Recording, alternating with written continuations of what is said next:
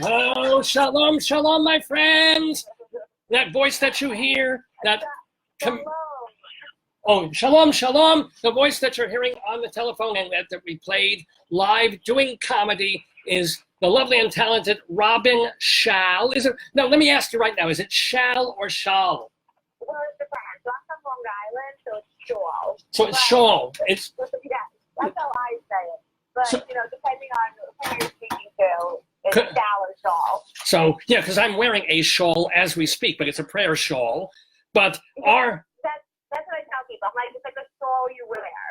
A shawl that I wear. Well, we are wearing ROBYN shawl. No, that's disgusting. That's almost like a Silence of the Lambs thing here. Oh, or an exciting Saturday evening. Oh, well, we can talk about that. But ROBYN, may I call you ROBYN? Please. Oh, sure. But, no, even better. What is your Hebrew name? Rivka. Oh, Rivka Shawl is with us in the neighborhood. Let me explain that I am Rabbi Sol Solomon, founder and spiritual leader of Temple Sons of Bitches in Great Neck, New York, and delighted to talk to a fellow Long Islander, and she is a working professional comedian. Her name is Rivka Shawl. Yeah, that's how they know me on the street. That's your street name? Is that the name when you're buying heroin? What? Yeah, pretty much. So let's tell people, first of all, that you've just recorded your first album, and it's called Guilty Pleasure. Yes. So we don't feel guilty at all. It's a pleasure to have you on the show. But tell us about the album and how you got to the point after almost a decade in comedy where you felt ready. Aha, now I'm putting out an album. Well, like you said, I've been doing comedy for almost a decade, just short, about 9 years. And I met the 800-Pound Gorilla record label. They do comedy albums. They saw me. I heard amazing things about them. We took a meeting, and it just felt right. And I just thought after all this time, I wanted to, put my best out there for people to buy who can't see me, in New York or when I'm on tour. So this is an affordable way for people to get to my comedy. Is there a physical hard copy album? Is it just like iTunes and Amazon? How do people get it? That's such a good question. Like, even when they said, we want to produce your album, I'm like, wait, people have an album? Right. I was like, I don't understand. So, yeah, it's going to be distributed everywhere. So, like, on iTunes and Amazon, and you could hear it on Sirius or Spotify. Anywhere you can listen to music, you could buy an album, a comedy album. But I do think also there will be physical copies you could buy, like, on CDs and stuff. But that is above my pay grade. I have no clue. Fair enough. I do the comedy, and then the label does everything else. May I suggest 8-track? Because I still have an 8-track player here, and haven't used it in a couple of weeks, so I don't want it to get all gummed up. It's only going to be on cassette. Oh, cassette. No, I was also going to suggest 78, because that's a very durable format, All right. The hand crank. By the way, so here's the deal. You grew up. You were born where? Where on Long Island? I was born in Hewlett. Oh, Hewlett! Yay! I mean, I'm from Great Neck, but yay, Hewlett! I think we give you a run for your money with more Jews.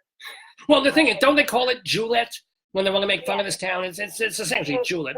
Yeah, Julette. So, did you feel, as some people do, constricted by the suburbs and a lot of white Jews around on the enclave, or did you like growing up in suburban Long Island?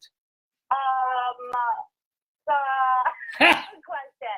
I didn't really know. I didn't really know until I went to college how Jewish and white Long Island, like especially Hewlett, was. And then I went to college, and I was like, oh, there's a whole world out there besides. I mean, I never really fit in. I never had the Prada bands. I was never a size 0, which is like, very uniform for, the 5 towns. But I definitely found more of my people once I left. Oh, and they went to the great big wide world. Where did you go to college? Oh, I went to UConn. Ooh, you went all the way to Alaska? But I have to tell you, I mean, at least I majored in acting. There was only one other Jew. So I really broadened my, friendship outside the Jewish community. Well, did you, by the way, did you just say that you majored in acting? Were you an acting major? Yeah, I was an acting major. Oh, cool. What plays and things did you do? I'm always curious about this. Nothing like super public. I don't know if you've heard of Laramie Project. That was. Oh, that's a fun one. Oh, I love that. It's a hilarious show there. Oh, a real uplifter. But yeah, that was my first show I did there, and I had like a substantial part as a freshman, and that's when I was like, knew that was the right place for me. And then I did all these like weird plays that no one's ever heard of, like Stop Kiss. What was the name? Stop Kiss. Stop Kiss. That's actually a very good play about lesbians, which I shouldn't get my wife gets angry that I get excited about this, but god damn it, it's lesbians. It's such a good, I'm hoping to do it again, like now as a full adult. I think I would enjoy it even more. I love doing it. I had the best. That was my favorite play I've ever done. Only thing missing from that play is scissoring. That would improve it just a little bit. Oh, we did that in our production. Yes, indeed. Oh my goodness. Now I don't know where I'm going. So did you got out with a degree in acting from University of Connecticut? Yeah, and then I graduated, and then I came back to New York, and I was unemployed for many years. Wait, stop there. Stop Kiss and stop there. Did you have a day job? Yes, I was a personal trainer. Oh! I had my own business. I did in-home.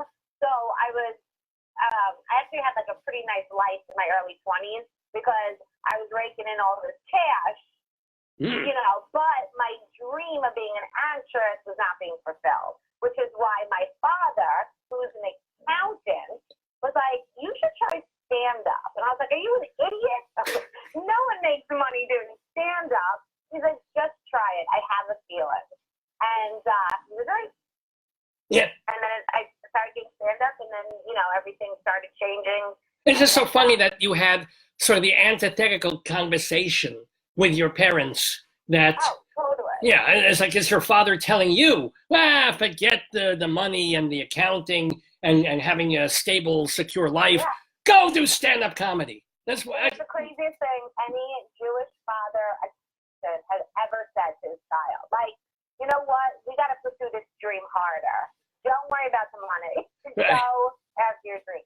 But you may see this as a crazy move, or maybe he thought, as a personal trainer, I could only make X amount of money. But if she goes into stand-up, I'm investing that she'll make it big and then take care of me in my retirement. Oh, there you go. That's an idea too. Because if you make it big, if you get the sitcom deal, if you get start getting the Netflix specials, you never know. Exactly. Although now we know if you get a sitcom deal, you can still turn out to be Valerie Harper and then still not be able to pay a damn bills. But who the hell knows? But so did you, by the way, in between the acting school and the and deciding on the stand-up comedy, you wanted to be an actress. Did you try? What was it like trying out for things? Do you remember shows? And did you go to California? What? It was brutal. I didn't have an agent, so it was like I could only submit what I saw online, and it was all like crap stuff. I remember one of the first things I booked was. Yeah. Can you hear me? Oh, that's better. You're getting a little fuzzy there. Yeah. I booked. This is like a year or two after college. I booked an off Broadway show called Jungal Book, where I played a dead buffalo. Okay, hold it. What was the name of the title? Jungalva? What was it? Jungal Book, like Jungle Book, but it was supposed to be an. Oh, Jungal Book. Oh my God! And you play a dead buff. So it's almost like a Corpse in Law and Order, but for the Aladdin set or something else. Right.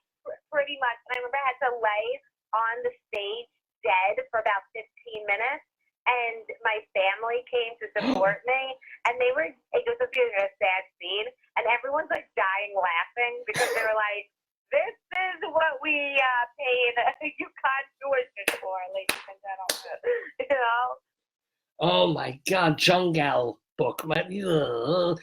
Did you get any other? And were there points? I'm sure there were. When you're still doing you're doing the acting thing, when you were going to give up the acting, did you hit an age, or did you do that thing that actors do? Is if I don't make it by my 30th birthday, ... you know? No. I know from since I was 6 years old, I've known like performing is what I want to do. So there was no giving up because there was nothing to give up. This is just who I am and what I do. Do you know what I mean? Like, Yes. It wasn't like it's not a career as much as like I can't do anything. I could do other things to make money when I was younger, but there's just no giving up. There's nothing to give up. This is just who I am and the life I have. Now, the first time you, and by the way, we're talking with ROBYN SCHALL, or Rivka Schall, as we like to call her. Your first time getting up there, not acting, but doing stand-up. Tell us. Okay, so once my dad said you should try stand-up, and I said, you're an idiot. He said, there's a comedy class at Caroline's on Broadway. Why don't you just try it? So I said, all right. So I took the comedy class, and at the end of the 6 weeks, you get to do your showcase at Caroline. And it was like a Sunday afternoon, and I got on stage, and I got laughs, and I was hooked. It was like a drug. It was a drug that I was like, I'm never getting clean. Like, this is it. And did this happen to you also? Like that first time you get the laughs, I mean, you go up and down, and some things work better, and you're really nervous. And the second time you do it, you bomb. And then you keep going and chasing that first time again and again and again. Okay, it wasn't my second time. It wasn't my time. It was my fourth time. Oh. I was brand new at comedy, and on Long Island, the Woodmere Firehouse was doing a big fundraiser, and I had a family friend who was a firefighter, and so I was one of the comedians on the show, and I had to do 15 minutes. I was brand new comic. I was a baby. I get on stage, and everyone in the audience is drunk and partying, and they needed a real seasoned comic, not a newbie. Yeah. I get up there, I bomb. Not only do I bomb, but everyone's like talking, and I remember there was a lady in the front who was so drunk she fell off her chair in the middle of my set, and it was just so bad. But I stayed on stage for the entire 15 minutes, and then I went into the stairwell and cried. But the thing is, there was never a part of me that says, I'm never doing this again. What my brain said was, I need to get back on stage and prove them wrong. Right. Were you doing mostly the same material, though, that had killed the first 3 times? That's the irony, right? Yeah, it's the exact same material. Yeah. And by the way, I will tell this little story so that you know now, I'm sure that you're not alone in these hell gig situations. But the producer of this program, Dave, he used to work for a major men's magazine, shall we call it, or I'll call it a titty magazine. And they had a big party at one point. It was a corporate sort of party for everyone invited and advertisers and all this. And they had, this was many years ago, a comedian named Adrienne Tolsch. Do you remember her? I think she died a couple of years ago, Adrienne Tolsch. Yeah, no, I do. And she was the invited comedian to come in and do like 20 minutes of stand-up stuff. So they put her in the middle of the room, barely on an elevated platform or anything, give her a microphone, and she starts doing her shtick in the middle of a party. And nobody's paying attention, nobody's listening. It's not even that she's bombing, she's not even landing anything because she's just part of the crowd. And Dave, when he was watching, felt so bad for her and was trying to shush people around. Like, there's a comedian on stage trying to entertain us. Shut up. Anywho. That is like the norm. I've got so many of those, where it's just like the audience is just not having it. Well, have you had any hell gigs since that Woodmere Fire Department do? Oh, so many. That was 9 years ago. So, I do so many. My absolute worst that I always share was I was hired. It was in not Great Neck. Old Saybrook? What? No. No, Old Westbury. Old Westbury, yeah. And that's really rich, right? They've got Old Eastbury? I don't know, someplace with like really, really, really rich people, okay? Okay. And it was the birthday party of the wife of an oil owner, right? And the party was at their $15 million mansion, and I was the gift given to her by her stepdaughter. I walk in, and and they're all in the dining room, about 70 guests in their dining room, eating dinner. I walk in, I throw my bag, and I bring with me a little microphone when I'm doing private events. Smart. I throw my stuff down on the table. All of a sudden, everyone starts screaming. It turned out that wasn't a table. It was $1 million piece of artwork that I threw my shit down. I put my stuff down. I'm sorry. So everyone starts screaming, and then the woman who was like, "Who are you?"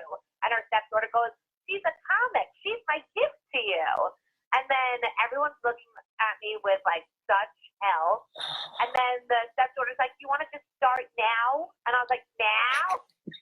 Of course. So in the middle of the living room, I just put down my microphone. I started going. And within 2 minutes, the woman whose birthday it was steps in front of me. And she goes, "Okay, enough of this chit chat. Let's all go into the other room." Oh. And then all at once, all like 70 guests stand up and just walk right past me as I stand there with the microphone. It was the most humiliating thing ever. That is unbelievable. I don't even know what to say about the rich people, except, of course, I wish I were one of them. But yeah, exactly. I hate them, but I can't wait till I'm one. There you go. What was the best gig you ever had? Well, I've been to over 30 different bases around the world performing for our troops, and those are always amazing.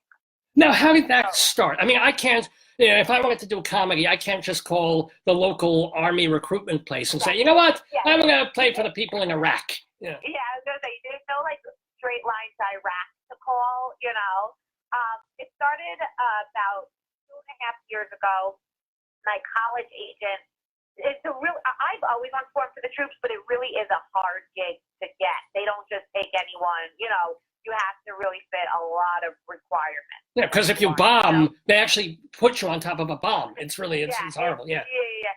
You have to be dirty enough so that 19-year-old boys love you, and you have to be clean enough that you're not offending America. Like, it's like this really crazy criteria. But anyway, he submitted me. I booked that. So the first 2 countries they sent me to was South Korea, Japan. And by the way, the week I was leaving for South Korea was the same week Trump called Kim Jong-un Little Rocket Man. So, like, literally about 3 days before I left. So now I'm sitting there. I'm like, wait, am I still going to South Korea? Because that's a real freaking close to North Korea, So that was touch and go for a little bit. But then I went, and the first show I did was in South Korea. It was this remote little base in an undisclosed location, and it was like, it was a small little base. So there maybe was only like 30 guys, right, at the show. And after, I bring with me a ukulele, and after the show, the Marines were like, "Hey, we have this makeshift bar," which is really just one of the rooms that they made a bar to feel like home. And they're like, "You should come hang out with us." So I was like, "All right." And one of the Marines went back to his bunk and got his banjo. Oh. We were at this makeshift bar on base in the middle of nowhere, South Korea. Me and these 30 Marines. I'm playing the ukulele. He's playing the banjo. We're all dancing and clapping, and you didn't even feel like we were on a base. Like, we felt like we were at home, like having a great time. And it was just the most. That sounds wonderful. It was the best. And by the way, did you ever? I mean, because you're a woman alone with 30 Marines. Some women, that's their dream. But you're always you never felt in any way that you were. Yeah. Never once did I feel unsafe, and never once did a Marine make me feel uncomfortable. It was always or not just Marines, because that tour was just Marines, but the second and third tour were Army, Navy, everything. Wow. But I never felt unsafe ever. Not only that, remember, I'm in a field surrounded by douchebags, and I constantly feel like shit. It was the complete opposite. Everyone was like so respectful and so appreciative. Like everyone was like, "Thank you so much for coming over." It was never the other way. It was like I get treated like after a show in the Village. I hate walking out and dealing with the drunk audience. Yeah. Here it's a bunch of respectful guys sober, And Right. just appreciative that, like, we were coming over. But it was, like, such the opposite. I was like, no. I'm appreciative of what you're doing. Now, can I ask, how did Japan go? Because you said you did South Korea and then you went to a base in Japan. Japan, I think we did 7 different bases in Japan. Literally, when you're on these tours, you fly to one base, and then the next morning you head to another location. And you're never sleeping in the same place more than once. You're like, they really work you, so you're all over. And then the second tour, we did bases in Europe, which was Kosovo, Germany, Belgium, Netherlands, and England. And then this last tour was the Middle East, which are a bunch of countries that undisclosed locations, as they say. Okay, no, but wow, because when you're doing Europe and you're doing base in England or something like that, it's a cool gig and you're doing lovely things for the soldiers, but I don't think they're afraid of dying that night. No, the Middle East was a very different tour than the others, but I always felt safe, except for there was this one time we were driving through the some desert. I don't know, it was like the Arabian desert, some desert where they hire locals to drive us from place to place sometimes, and we had a Marine with us, so I always felt safe. But we were like in this desert for 2 hours where we didn't see another human being, and I was like, okay, this is how I'm going. And also like all your like GPSs and stuff on your phone are all taken off during these tours, because you can't be located. Yikes. So I'm like, all right, here we go. This is it. I'm going to die. But that was not the case. It was absolutely fine. Speaking of, since you were in the Middle East, did you get to Israel? I didn't. Ah, damn it. Why not? Well, I'll tell you why. I wanted to. When I did my Europe tour, I asked them to fly me. The last country we were in was England. So I said, hey, instead of flying me back, can you make my flight a few days later so I could explore England and stuff. So I wanted, when I was in the Middle East, for them to fly me back from Israel, so that I can speak, because I've never been to Israel. But the last country we were in, to get to Israel, I was going to have to fly by myself to Saudi Arabia and then to another country. I don't remember which one it was. And then to Israel. And I was going to be by myself. And I was like, you know what? I don't want to be like hopping flights. In the middle of Arabia. Yeah. I was like, one, you know what I mean? It was one thing when I was going to all these countries, I was with the Marine and I was felt safe. But to start hopping flights by myself, I was like, you know what? I actually didn't. I thought they assigned Al Franken to you on one of those flights, so he would have kept you. I'm kidding. Oh yeah. I just kid. We're talking with Robyn or Rivka Schall, the comedian, the woman who's working on her very first album, Guilty Pleasure. When is that going to be released, by the way? That's going to be released late fall. Late fall, so October, November-ish. Well, yeah. Okay. So they follow me. If anyone follows me on social media, whether it's Instagram or Facebook, ROBYN SCHALL Comics, then they'll know when it's coming out. I'll definitely be shouting it very loudly. And by the way, it's Robyn with a Y and Schall, Schall. So it's like Schall with a C or Schall without the W and without the C. I'm just making it even more confusing, but robynschall.com is the place to go. Now, we've moved into your professional career already. I never asked, since we're here in Long Island and we have so many Long Island viewers and listeners, any memories of Hewlett High School, the alma mater of the host of this program, Dave?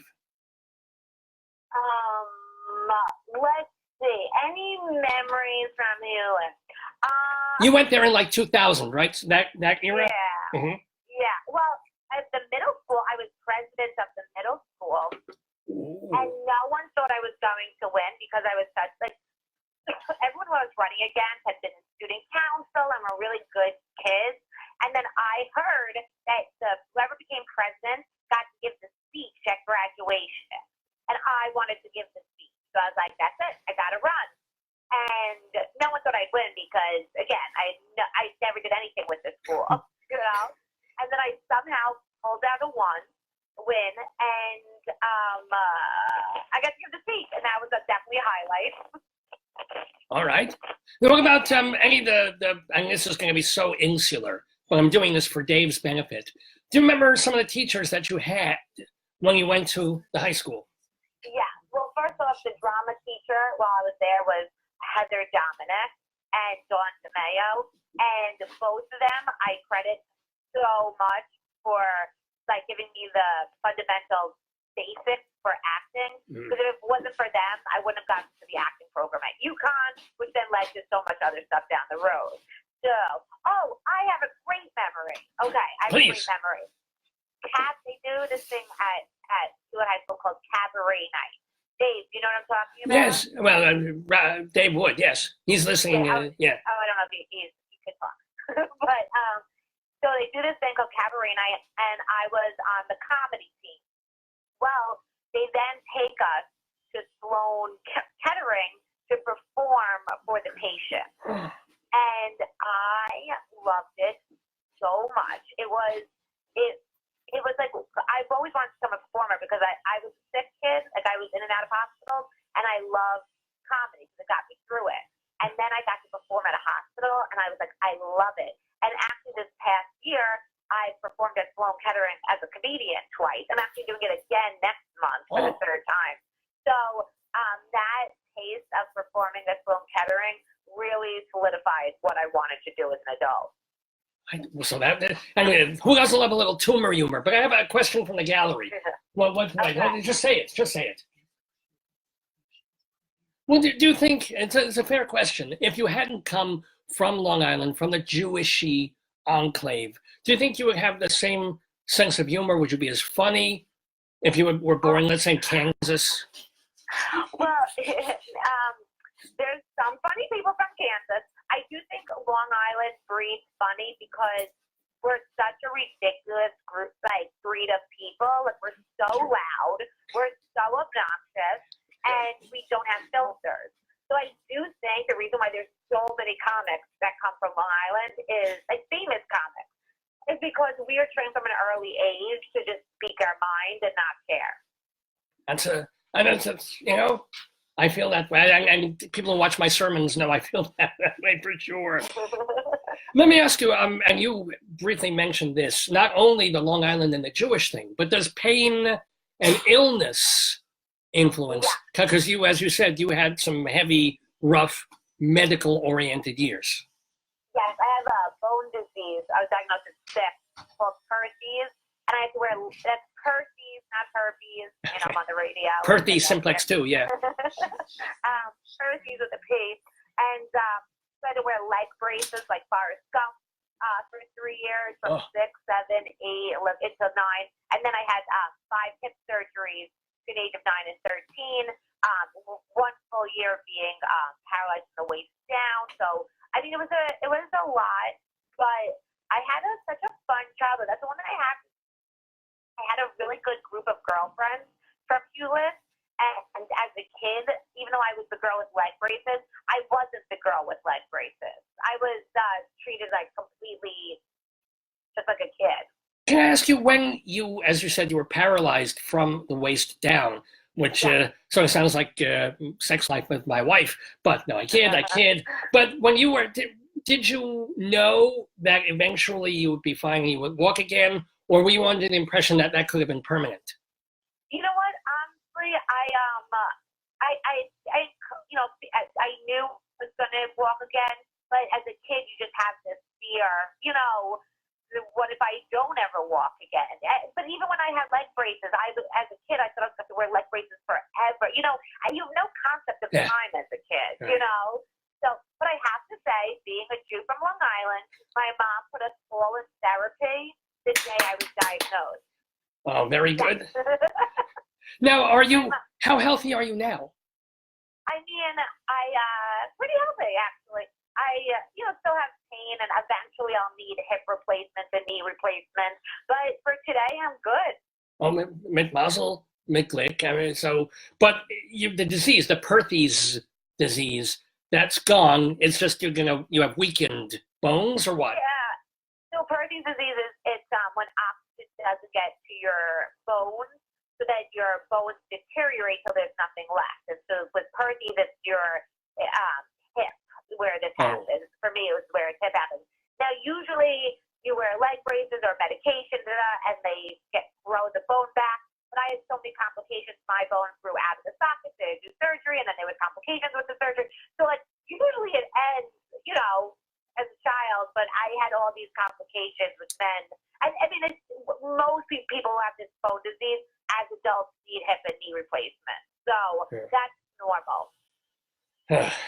Well, I'm of course I'm sorry for that, but your spirit is so big, and you walk fine, you move fine, you don't need. I walk fine. I have a little bit of a limp, but that's sexy.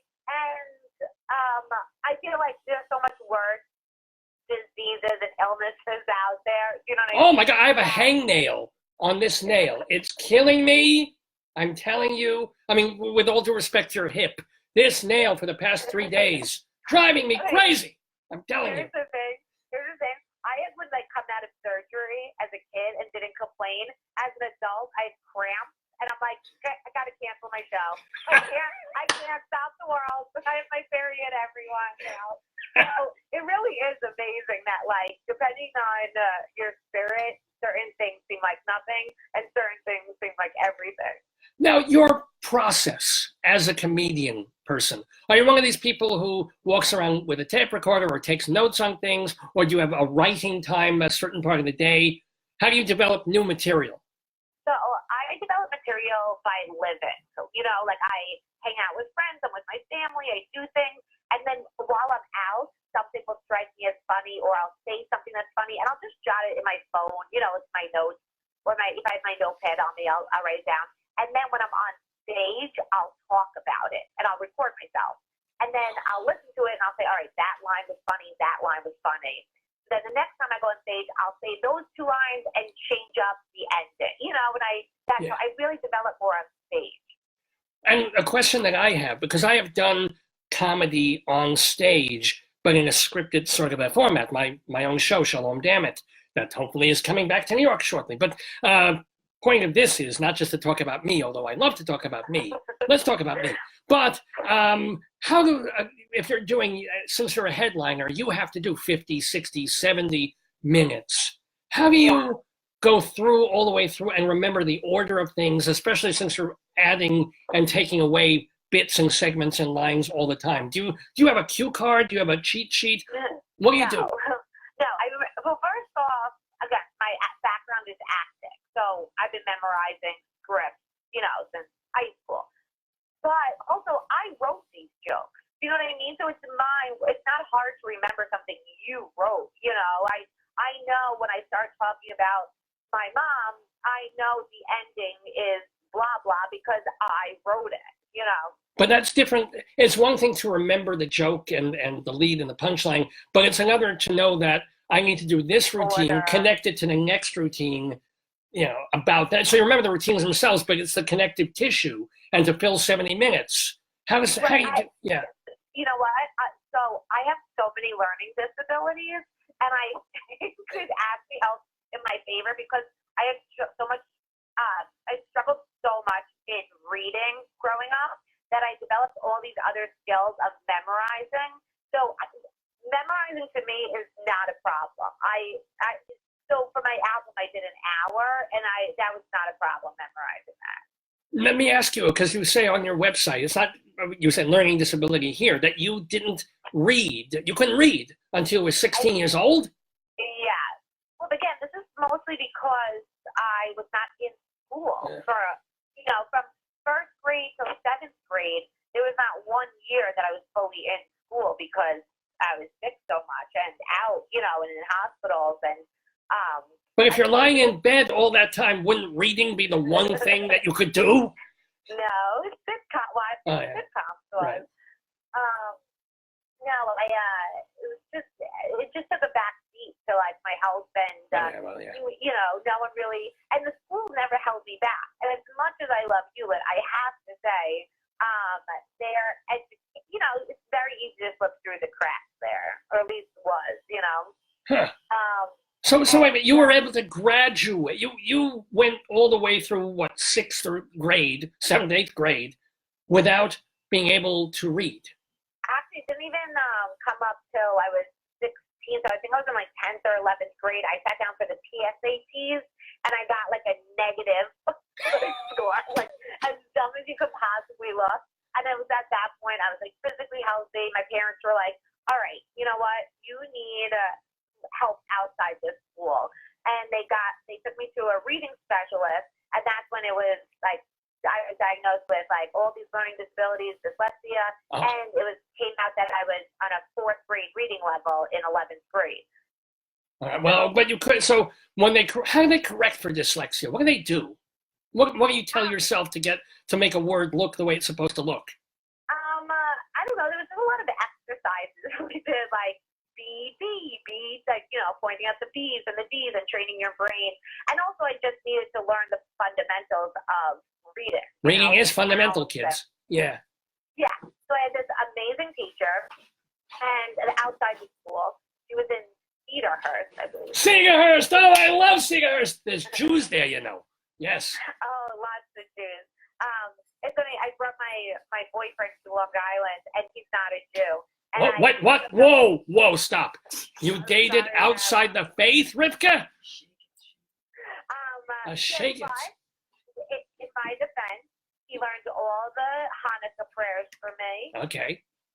Did you get him to convert? He says he will convert if I wanted him to. Really? Is he? Does he have the snip? Is he? How's his schmeckle? Yeah, he's circumcised with a penchant. So he's as Jewish as I can ask for. Oh, man. So how close are you? Engaged in it, or just dating-ish, or what? Not engaged, but hopefully one day. Hopefully one. Oh, very. So this is lovely. I mean, you're saying he's a Long Island boy too? So he's not from Long Island. Oh, not from Long Island. Okay, what does he do? California. Well, originally Seattle. But anyway, I brought him to Long Island, and I wanted to go get iced coffee from the place called the Cheese Store. Remember in Cedar? Yes, I love that place.